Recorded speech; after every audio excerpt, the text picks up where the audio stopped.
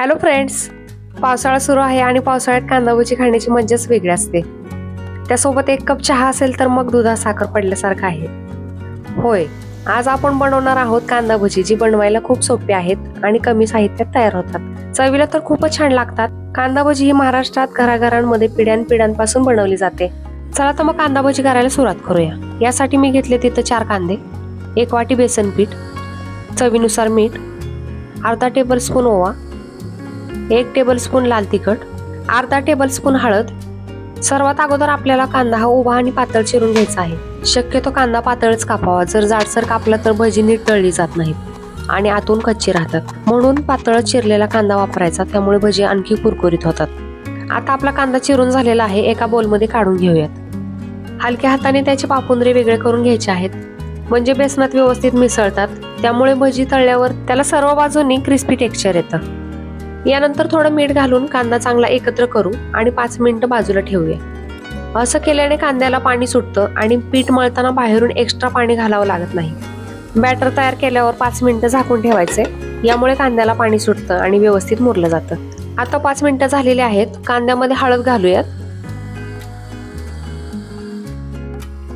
आता आपण घालणार आहोत लाल तिखट,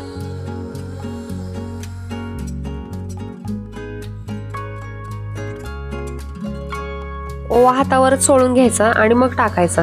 असं केल्याने त्याची चव आणखी वाढते। पिठात ओवा घातल्याने भजी पचायला सोपे जातात आणि त्याची चवही चांगली लागते।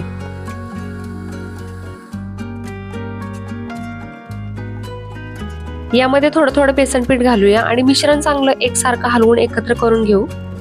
पिठामध्ये जर पाणी घातलं तर भजी कुरकुरीत होत नाहीत। जेवढे मिठाचे पाणी सुटेल आहे त्यातच मिश्रण तयार करायचं। कांद्याचा ओलसरपणामुळे पीठ आपोआप मळलं जातं।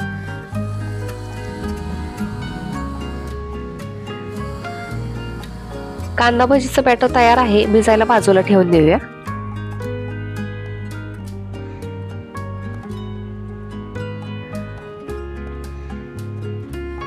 एका कढईत तेल गरम करायला ठेवलं होतं।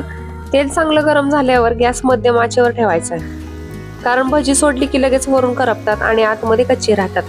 कढईमध्ये एकदम खूप भजी सोडायची नाहीत, यामुळे तेलाचे तापमान कमी होतं आणि भजी तेल जास्त शोषून घेतात। एका बाजूने सोनेरी रंग झाल्यावर पलटून घेऊ आणि अशा प्रकारे दुसऱ्या बाजूनेही पलटून घेऊ।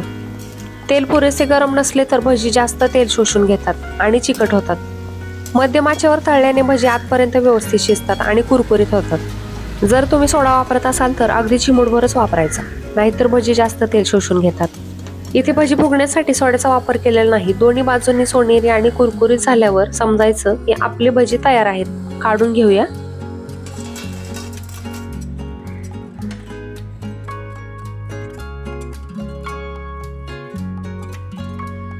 इथं आपली कांदा भजी तयार झालेली आहेत, एका प्लेटमध्ये सर्व करूया।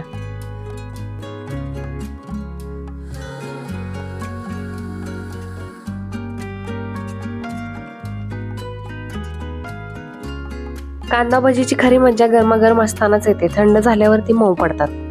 तुम्हाला जर हिरवी चटणीची रेसिपी बघायची असेल तर मला कमेंटमध्ये सांगा, मी नक्की व्हिडिओ बनवण्याचा प्रयत्न करेन। अशा प्रकारे आपली गरमागरम आणि कुरकुरीत भजी तयार आहेत। तुम्ही ही भजी हिरवी चटणी किंवा सॉस सोबत खाऊ शकता। तुम्ही बघू शकताय की किती छान आणि कुरकुरीत झालेली आहेत। तुम्हाला ही रेसिपी कशी वाटली हे कमेंटमध्ये नक्की कळवा। जर तुम्हाला हा व्हिडिओ आवडला असेल तर लाईक करा आणि तुमच्या मित्रमैत्रिणींसोबत शेअर करायला विसरू नका।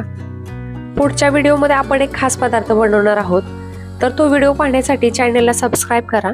पुन्हा भेटूया एका नवीन रेसिपी सोबत, तोपर्यंत बाय बाय।